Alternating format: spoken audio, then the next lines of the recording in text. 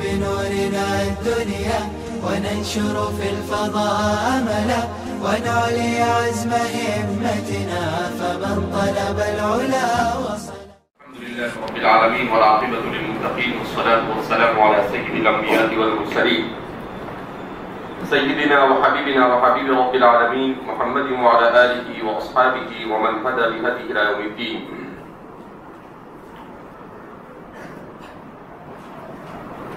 مالک یوم الدین کے سلسلے میں مصنف ایک اعتراض کا جواب دینے کی سعی کر رہے ہیں کہ یوم الدین مالک یوم الدین میں مالک کی اضافت یوم الدین کی طرف بظاہر یہ محسوس ہوتا ہے کہ اضافت لفظیہ، اگر یہ اضافت لفظیہ تسلیم کر لی جائے تو اس صورت میں موصوف اور صفت میں مطابقت باقی نہیں رہتی. تو اس کا جواب دیتے ہوئے مصنف فرماتے ہیں اضاف اسم الفاعل الى الظرف اجراء له مجرى المفعول به على الاتصاء كقولهم يا سارق الليلة أهل الدار ومعناه ملك الأمور يوم الدين على طريقة ونادى أصحاب الجنة أوله الملك في هذا اليوم على وجه الاستمرار لتكون الإضافة حقيقية معدة لوقوعه صفة للمعرفة.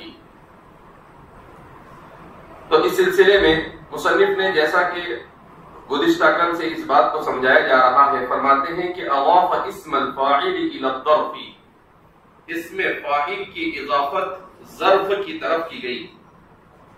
اجراء له مجرى المفعول به، ظرف کو لہو کی ہو ضمیر کا مرجع ہے الظرف، ظرف کو مفعول به کے قائم مقام بنا کر علی الاتصاع، اس معاملے میں وسعت کے پیش نظر کہ اہل عرب کے یہاں پر اس معاملے میں وسعت سے کام لیا گیا. تو بیان کر رہے ہیں کہ ایک ہوتا ہے مفعول به اور ایک ہوتا ہے مفعول فی. مصنف فرماتے ہیں کہ یہاں پر جب اسم فاعل کی اضافت ظرف کی طرف کی گئی، یعنی اسم فاعل ہے مالک اور یوم یہ ظرف ہے. یوم یہ کیا ہے؟ ظرف ہے. ظرف ہونے کا مطلب یہ ہے کہ اسے مفعول فیہ مانا جائے گا. اسے کیا مانا جائے گا؟ مفعول فیہ مانا جائے گا. اسی لیے آپ کو اوپر بتلایا گیا کہ متعدد قراءتوں میں اسے مالکن یوم الدین پڑھا گیا. مالکن یوم الدین پڑھا گیا. تو جن لوگوں نے مالکن یا مالکن یوم الدین پڑھا بغیر اضافت کے، ان سب لوگوں کے یہاں پر یوم الدین بربناء ظرفیت بربناء مفعول فیہ یہ کیا ہے؟ منصوب ہے. البتہ جس قراءت کو جو قراءت مشہورہ ہے اس میں اسے ظرف بنا کر مفعول فیہ نہیں بنایا گیا، بلکہ اسے مجرور پڑھا گیا مضاف الیہ بنا کر. کیا پڑھا گیا؟ مجرور پڑھا گیا. اس لیے کہ چاہے ملکی یوم الدین پڑھا گیا ہو چاہے مالکی یوم الدین پڑھا گیا ہو، دونوں قراءتوں میں اسے کیا پڑھا گیا ہے؟ مجرور پڑھا گیا، یعنی مالک کو مضاف بنا دیا گیا اور یوم الدین کو اسے کیا بنا دیا گیا ہے؟ مضاف الیہ.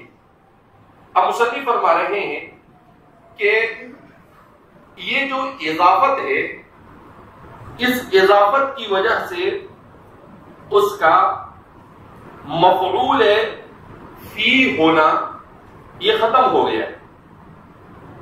تو پھر کیا ہوا؟ تو کہا کہ اب یہ اسم فاعل ظرف کی طرف مضاف ہو گیا تو جو مفعول به بن سکتا تھا وہ مفعول فی بن گیا. جو مفعول فی بن سکتا تھا وہ کیا بن گیا؟ مفعول به بن گیا. کیا بن گیا؟ مفعول. کہا وہ کیسے؟ کہا اہل عرب کے یہاں پر عام طور پر اس بات کا لحاظ رکھا جاتا ہے کہ کلام میں اختصار کیا جائے. کلام میں کیا کیا جائے؟ اختصار. اختصار کلام کو متعدد مواقع پر ترجیح دی جاتی ہے کہ لمبی لمبی بات کہنے کی بجائے بات کو، کلمات کو حذف کر کر اسے مختصر کر دیا جاتا ہے. جیسے استقبال میں اہلن و سہلن و مرحبا کہتے ہیں، جبکہ وہ پورا جملہ ہے اتیت اہلن و اتیت سہلن، تو دونوں فعل کو کیا کر دیا گیا؟ حذف کر دیا گیا. خیر مقدمی کہتے ہیں، جبکہ پورا جملہ ہے قدیمت قدوما خیر مقدمی. تو ایسے بہت سارے مواقع پر، ڈر کے موقع پر، استقبال کے موقع پر، غم کے موقع پر اور متعدد مواقع پر بہت ساری چیزوں کو حذف کر دیا جاتا ہے. کہا یہاں پر بھی اسی طریقے سے ہوا کہ اصل میں مالک یوم الدین نہیں ہے، بلکہ اصل ہی کیا ہے؟ تو فرماتے ہیں کہ اصل ہے ملک الامور یوم الدین، ملک الامور یوم الدین. کہا یہ کیسے آپ کو پتا چلا؟ کہا ایسے ہی جیسے یا سارق اللیلۃ اہل الدار، کہ اصل جملہ کیا ہے؟ یا سارق المال اللیلۃ من اہل الدار. پورا جملہ کیا ہے؟ یا سارق المال فی اللیلۃ من اہل الدار. لیکن اس پورے جملے کو شارٹ کر دیا گیا سارق اللیلۃ اہل الدار، سارق اللیلۃ اہل الدار. اب اس پورے جملے میں کیا ہوتا ہے اس کو سمجھنے کے بعد مالک یوم الدین کیسے سمجھنا آسان ہو جائے گا. پورے جملے میں یہ ہوتا ہے کہ سارق المال، تو سارق المال پڑھو اس کو، تو اس کا مفعول اول کیا ہو گیا؟ المال. کیا ہو گیا؟ المال. فی اللیلۃ، فی اللیلۃ، تو یہ فی اللیلۃ نہیں پڑھ کر اس کو اللیلۃ پڑھتے ہیں، تو کیا ہو گیا؟ یہ دوسرا مفعول ہو گیا. سارق المال، سارق المال اللیلۃ من اہل الدار، من اہل الدار. اہل الدار اس کو پڑھتے ہیں، من کو ختم کر دیتے ہیں، تو یہ کون سا مفعول ہو گیا؟ تیسرا مفعول. اب اس پورے کو عربی زبان میں تین تین مفعول ہونے کے باوجود بھی سب سے پہلے مال کو حذف کر دیا. اس کو حذف کر دیا؟ مال کو. جو مفعول بھی بن رہا تھا، کیا بن رہا تھا؟ مفعول بھی اول، مفعول بھی اول، اس کو حذف کر دیا. اور پھر اس کے بعد اس کی جگہ پر کس کو لا کر بٹھا دیا گیا؟ اللیلۃ. اس کو بٹھا دیا گیا اللیلۃ. تو مان گیا اس کی جگہ پر سارق کو لا کر بٹھا دیا گیا، اللیل کو نہیں. کس کو لا کر بٹھایا؟ سارق کو بٹھا دیا گیا. یا سارق المال کے بجائے یا سارق، یا سارق اللیلۃ، اللیلۃ اہل الدار. تو من اہل الدار کی بجائے اس کو اہل الدار بنا دیا گیا. تو کہا اب یہاں پر آپ دیکھو، غور کرو، تو کیا کیا کہ اللیلۃ کو کس کی جگہ پر لایا گیا؟ المال کی جگہ پر لایا گیا. کس کی جگہ پر لایا گیا؟ کہ ہونا چاہیے تھا یا سارق المال اللیلۃ من اہل الدار، تو مفعول بھی اول کو حذف کر دیا. مفعول بھی اول کو کیا کر دیا؟ حذف کر دیا. اور دوسرے مفعول کو جو ظرف بن رہا تھا اسے مفعول بھی بنا کر، یا اسے مفعول جو مفعول بھی بن رہا تھا اسے مفعول فیل بنا کر کسی جگہ پر لا کر رکھ دیا گیا. کس کی جگہ پر لا کر؟ مال کی جگہ پر لا کر. یعنی مفعول بھی کی جگہ پر جو ظرف بن رہا تھا اسے کیا لا کر رکھ دیا گیا؟ اسے لا کر کیا کر دیا گیا؟ رکھ دیا گیا. جب یہ کر دیا گیا تو اب یہ جو اضافت ہے، مصنف فرما رہے ہیں کہ اب یہ اضافت لفظیہ نہیں رہی.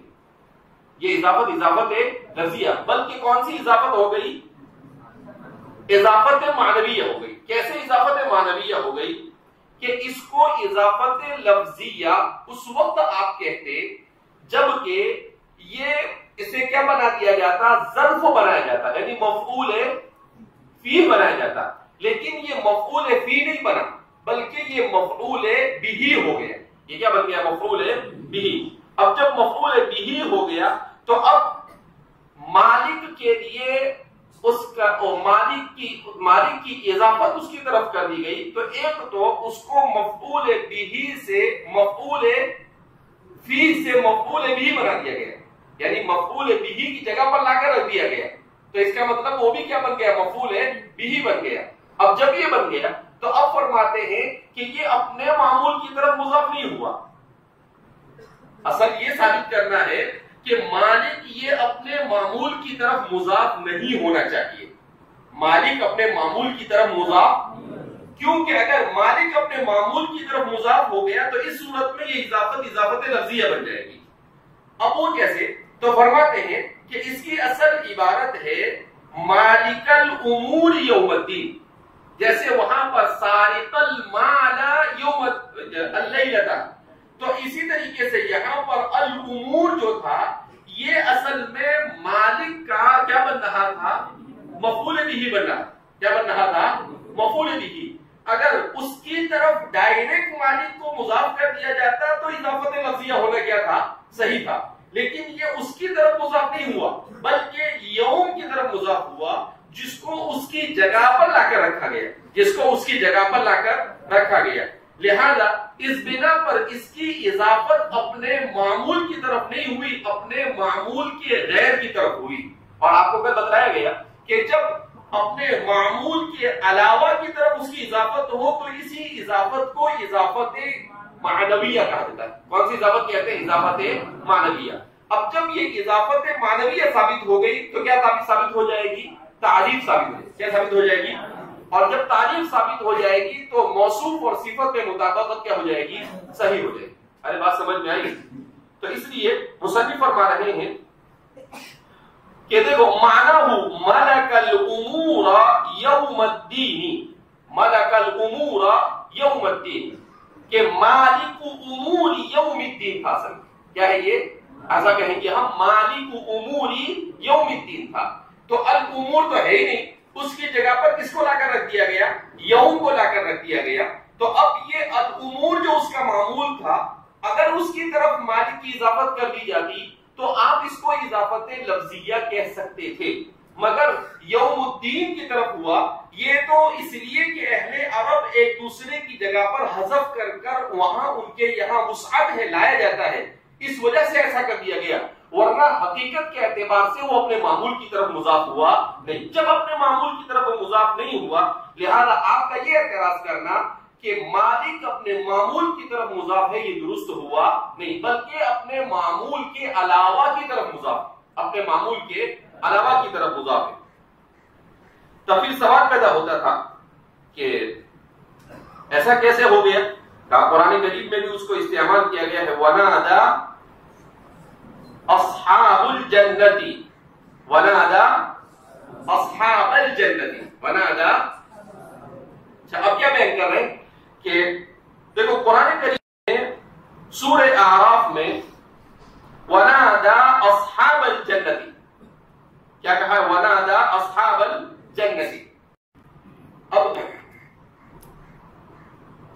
وہاں پر بھی اصحاب اعمال الجنتی کیا ہے؟ وہاں پر بھی اصحاب اعمال الجنتی، اس لیے کہ وہ اصحاب الجنہ کب ہوئے؟ جب انہوں نے اعمال جنت کیے. اگر وہ اعمال جنت نہیں کریں گے تو ظاہر سی بات ہے اصحاب الجنہ وہ ہوں گے نہیں. تو فرما رہے ہیں کہ وَنَادَى اصحاب الجنتی، جس طریقے سے وہاں پر اعمال کو ختم کر دیا ایسے ہی یہاں پر بھی الامور کو گرا دیا گیا.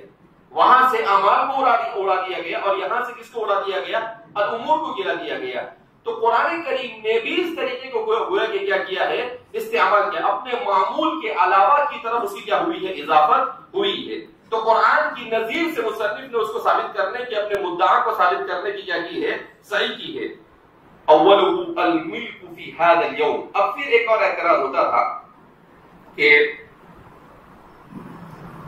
اس میں فاعل جو ہوتا ہے وہ اپنے اندر دو طرح کا معنی رکھتا ہے.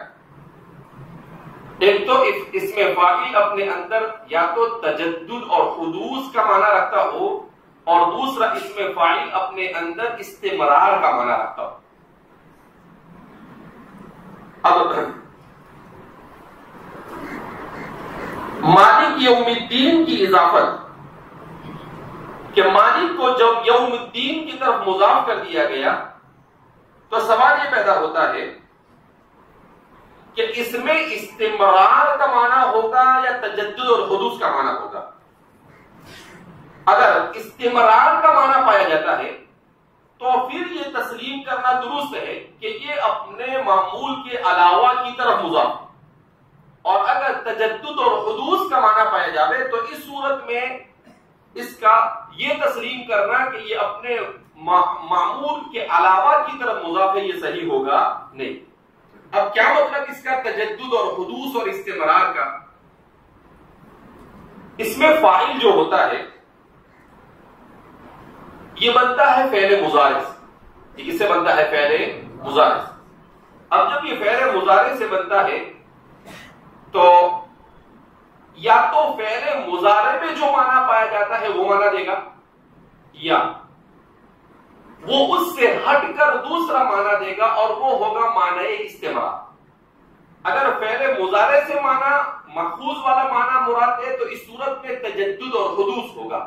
کیا مطلب؟ کہ کوئی چیز نہیں تھی، وہ واقع ہوئی اور اس مختصر مدت کے لیے، اس کو کہتے ہیں تجدد اور حدوث۔ اور استمرار کا مطلب کہ کوئی چیز یہ ہمیشہ یعنی اس میں استمرار پایا جاتا ہے کہ اللہ مالک ہے، اس کی ملکیت صرف یوم الدین کے لیے نہیں بلکہ یوم الدین سے لے کر اس کے بعد تک کا جتنا بھی عرصہ ہوگا اس کی ملکیت اس میں کیا ہو؟ ثابت ہو۔ اب فرما رہے ہیں کہ اس میں یہ ثابت کرنا پڑے گا کہ یہ استمرار کا معنی اپنے اندر لیے ہوئے۔ کون سا معنی لیے ہوئے اپنے اندر میں؟ استمرار۔ کیونکہ تجدد اور حدوث کا معنی اگر لیے ہوئے ہو تو اس صورت میں مصنف فرماتے ہیں کہ ان کا مدعا حصول کے اعتبار سے ثابت ہو سکتا نہیں۔ تو اب مصنف اس میں معنی استمرار کو ثابت کرنے کے لیے سمجھانے کی کوشش کر رہے ہیں کہ مالک یوم الدین کا مطلب یہ نہیں ہے کہ اللہ صرف یوم جزا کے دن تصرف حقیقی ہوگا، متصرف حقیقی ہوگا، اس کے بعد نہیں ہوگا، بلکہ وہ متصرف حقیقی ہوگا قیامت کے دن کہ جتنے بھی مجازی تصرفات تھے لوگوں کے وہ سب کے سب کیا ہو جائیں گے؟ ختم ہو جائیں گے، اور پھر اس کے بعد ہمیشہ ہمیشہ کے لیے اس کا متصرف حقیقی ہونا باقی رہے گا، صرف اسی دن ہوگا اور ختم ہو جائے گا۔ تجدد اور حدوث نہیں ہے بلکہ اس میں استمرار پایا جاتا ہے۔ تو پھر سوال پیدا ہوتا ہے کہ پھر اللہ نے ایسا کیوں کہا کہ وہ یوم الدین کے یعنی جزا کے دن کا مالک ہے؟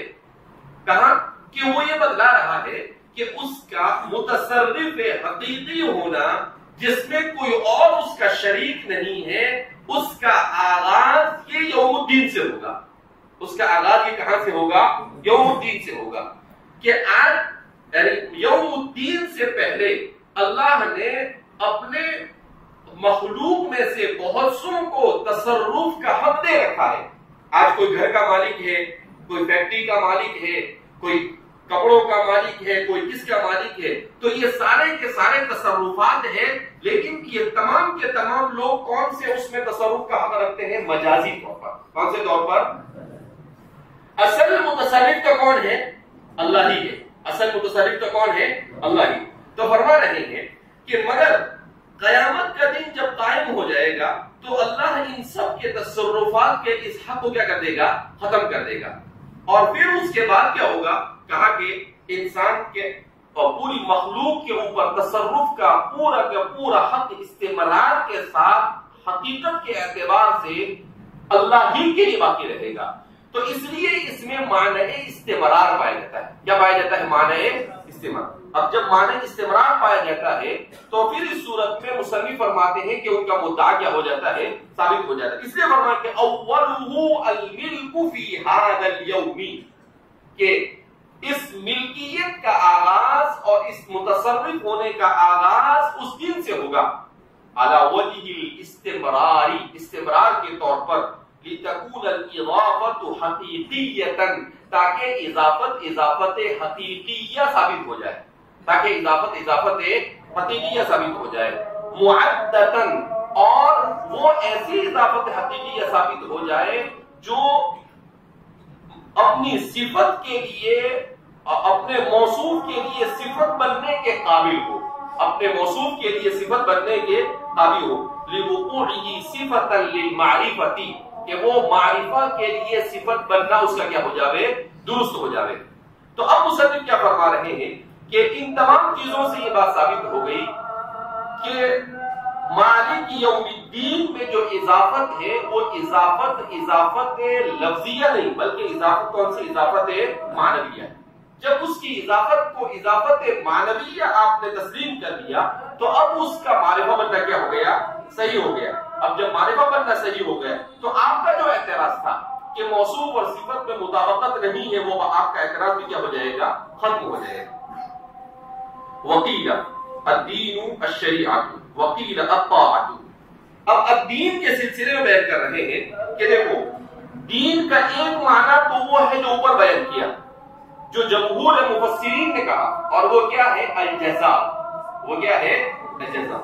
البتہ دین کے معنی کے سلسلے میں کہ یہاں پر دین سے کیا مراد ہے، کہا کہ بعض حضرات کا کہنا ہے اس سے مراد الشریعۃ، اس سے مراد کیا ہے؟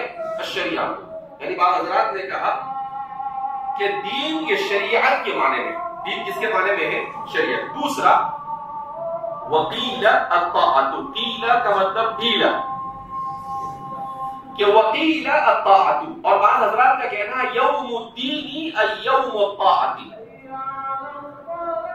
اب اگر اس کو شریعت اور طاعت مانے تو معنی عجیب ہو جاتا ہے، اس لیے کہ وہ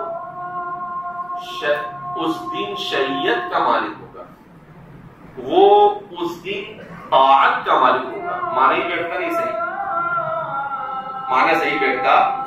اولاً تو یہ قول مرجوح ہے، ثانیاً اگر مان لو کہ قول مرجوح نہیں، قول راجح مان لو، تو مصنف فرما رہے ہیں کہ اس صورت میں بھی اس کو درست کرنا صحیح ہوگا۔ وہ کیسے؟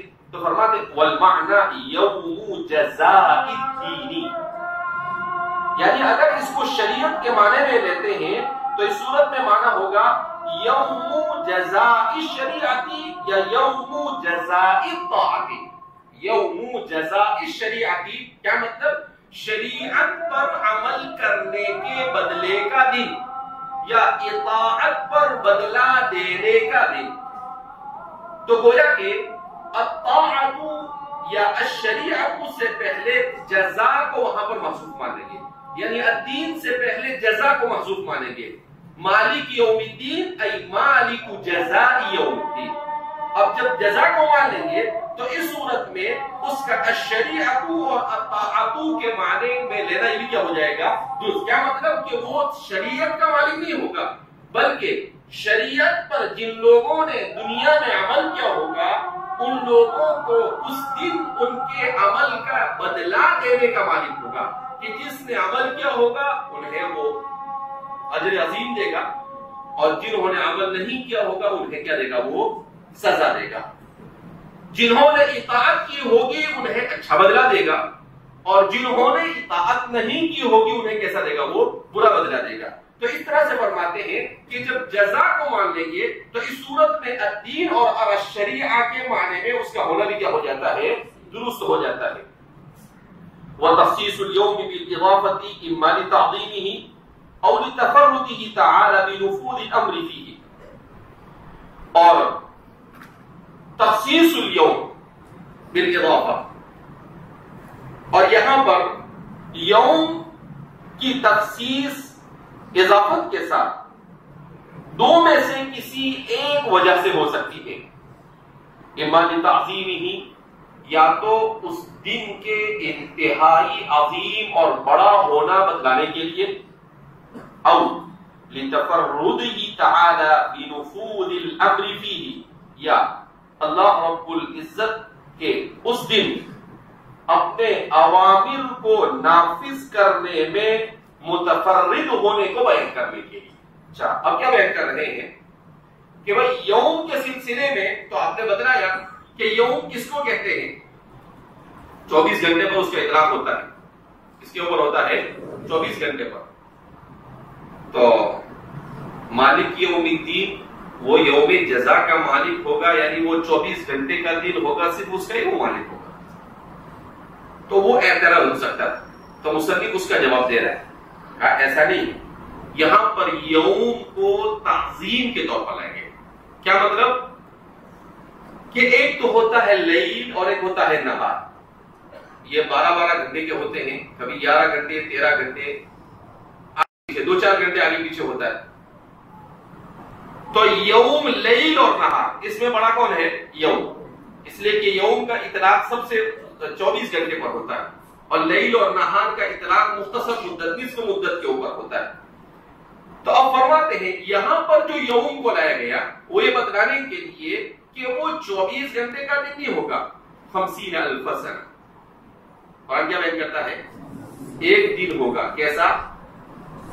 50,000 سنہ، 50,000 سال کے برابر. وہ کیسا ہوگا؟ کہا وہ یوم تو ہوگا مگر جس یوم کا ہم تصور کرتے ہیں ایسا نہیں، بلکہ وہ بہت عظیم دن ہوگا. وہ بہت عظیم دن ہوگا. یا تو وہ واقعتاً 50,000 سال کے اوپر مشتمل ہوگا جیسا قرآن میں بیان کیا ہے، کیا اگر وہ 50,000 سال پر نہیں بھی مشتمل ہوگا تو اس کی ہولناکی ایسی ہوگی جو 50,000 سال پر بھی بھاری پڑ جائے گی. 50,000 سال پر بھی کیا ہوگی؟ بھاری. کیوں؟ اس لیے کہ ہر شخص کے سامنے اس کے اعمال کا پورا کے پورا راز کھول دیا جائے گا. تو ہر ایک پریشان، ہر ایک کیا ہوگا؟ پریشان. کوئی بھی ایسا نہیں ہوگا جو پریشان. یہاں تک کہ انبیاء نفسی نفسی کے عالم میں ہوں گے. وہ مشہور خطبہ ہے، جمعہ کے دن پڑھا جاتا ہے، وَيَوْمَ الْقِيَامَةِ آدم صفی اللہ یا ربنا نفسی نفسی. کہ آدم صفی اللہ کہیں گے یا ربنا نفسی نفسی. موسیٰ کلیم اللہ کہیں گے یا ربنا نفسی نفسی. تو نفسی نفسی کا عالم ہوگا. کیوں نفسی نفسی کا عالم ہوگا؟ اسی لیے نفسی نفسی کا عالم ہوگا کہ سب کے سامنے ان کا چٹھا کھول دیا. یعنی یہاں پر تو اللہ ستار العیوب ہے کہ اللہ رب العزت نے انسان کے عیوب پر کیا کر رکھی ہے؟ پردہ ڈال رکھا ہے. اسی لیے اللہ کے رسول صلی اللہ علیہ وسلم کی دعاؤں میں سے ایک دعا یہ بھی تھی، کیا؟ اللہم استر عوراتنا. اے اللہ ہمارے گناہ، ہمارے جو گناہ کو تو نے چھپا رکھا ہے اس پر پردہ ڈال کے رکھ. اسی لیے احادیث مبارکہ میں انسان اگر کوئی گناہ کرے اور اس گناہ کا علم کسی کو نہ ہو تو توبہ کر لینی چاہیے اسے، لیکن لوگوں کے سامنے اپنے اس گناہ کا بیان نہیں کرنا چاہیے. اس کو لوگوں کے سامنے مجاہرت بالمعاصی یہ بہت بڑا گناہ ہے. کیوں کہ اللہ نے پردہ پوشی کی اور آپ اس پر سے پردہ کیا کر رہے ہیں؟ اٹھا رہے ہیں. اولاً تو گناہ نہیں کرنا چاہیے، لیکن اگر سرزد ہو جاوے اور اللہ نے چھپایا تو اس کو چھپا. لیکن اس دن ایسا ہوگا کہ سب چیزیں انسان کے سامنے ہوں، کچھ بھی چھپے گا نہیں. اسی لیے تو کیا ما لهذا الكتاب لا يغادر صغيرة ولا كبيرة الا احصاها. تو انسان پریشان ہوگا. تو فرماتے اس کی عظمت کو بیان کرنے کے لیے صرف یوم لایا گیا، تعظیم اس کے بہت بڑے ہونے کو. اس کے علاوہ اور کوئی چیز یہاں پر مقصود نہیں. ایسا نہیں کہ اللہ کے تصرف کا حق صرف اسی دن ہے، بلکہ وہ تو جب کچھ بھی نہیں بنا تھا، جب بھی وہ مالک تھا، آج بھی وہ مالک ہے، آئندہ بھی وہی مالک ہوگا، اور اس سے زیادہ بڑھ کر اور کوئی متصرف حقیقی ہو سکتا نہیں ہے. ایک بات. دوسرا او لتفردہ تعالی بنفوذ الامر فی. یا یوم کو اس لیے رہ گیا کہ خاص طور پر وہ دن ایسا ہوگا جس دن اللہ رب العزت اپنے اوامر کو نافذ کرنے کا کلی حق اپنے پاس لے لے گا. اس کے علاوہ کسی اور کو ذرہ برابر بھی کسی چیز کا کوئی حق باقی رہے گا نہیں. کوئی نفس کسی نفس کے کام نہ آئے گا. کوئی نفس کسی نفس کے یوم لا تملک نفس لنفس شیئا، ذرہ برابر بھی کوئی کسی کے کام نہیں آئے گا. تو فرما رہے ہیں صرف اس دن کی ہولناکی کو اور اس دن اللہ رب العزت تمام کے تمام اختیارات کو ختم کر دے گا اپنے مخلوق کی، اس کو بیان کرنے کے لیے یوم لایا گیا۔ اس سے زیادہ اور یوم لانے کا اور کوئی مقصد یہاں پر معلوم ہوتا نہیں۔ بھئی اللہ کی کتاب ہے، اللہ کی کتاب کے اسرار اور رموز کو امام بیضاوی سمجھانے کی کیا کر رہے ہیں، کوشش کر رہے ہیں کہ کس طریقے سے اللہ رب العزت نے ایک ایک لفظ کو لا کر اپنی کتاب میں اپنے انتہائی علیم اور خبیر ہونے کا کیا دیا ہے، پتہ دیا ہے کہ ایک ایک لفظ ہے، مگر وہ ایک ایک لفظ اپنے اندر کتنے عظیم معانی کو کیا ہوئے ہیں، لیے ہوئے ہیں۔ تو فرماتے ہیں کہ وَتَخْصِيصُ الْيَوْمِ بِالْإِضَافَةِ إِمَّا لِتَعْظِيمِهِ أَوْ لِتَفَرُّدِهِ تَعَالَى بِنُفُوذِ الْأَمْرِ فِيهِ وإجراء هذه الأوصاف على الله تعالى من كونه موجدا للعالمين ربا لهم منعما عليهم بالنعم كلها ظاهرها وباطنها عاجلها وآجلها مالكا لأمورهم بيوم الثواب والعقاب للدلالة على أنه الحقيق بالحمد لا أحد أحق به منه بل لا يستحقه على الحقيقة سواه۔ اب اس کے بعد علم کلام کی بحث مصنف کیا کرتے ہیں، شروع کرتے ہیں۔